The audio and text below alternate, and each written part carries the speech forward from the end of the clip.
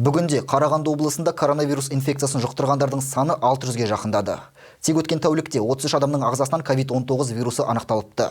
Барлығы бұрын дерт жұқтырған адамдармен байланыста болған жандар. Бір тәулікте ел аумағында 209 адамнан коронавирус індеті анықталған. Бұл 2,5% өсім. Ал біздің облысымызда COVID-19 кеселі 33 адамның ағзасынан табылған. Жалпы демалыс күндері облыстағы зертханалар 120 адамның кесел жұқтырғанын растаған. Күнделікте емделіп шыққан адамдардың саны артып жатыр. Барлығы 3649 адам жазылып шықты. Бұл ауырғандардың 50% құрайды. Жалпы коронавирустың кесірінен елімізде қайтыс болған 35 адамның 3-еуі Қарағанды облысының тұрғындары. Бас санитарлық дәрігер қарапайым гигиена талаптарын сақтамағандықтан бүгінде сырқаттанғандардың саны артуда дейді. Күн сайын мобильді топтар нысандарды аралап карантин талаптарын ескертуде, ал ескертуден нәтиже шығармағандар әкімшілік жазаға тартылады. Елімізде коронавирусқа шалдыққан науқастардың саны азайды.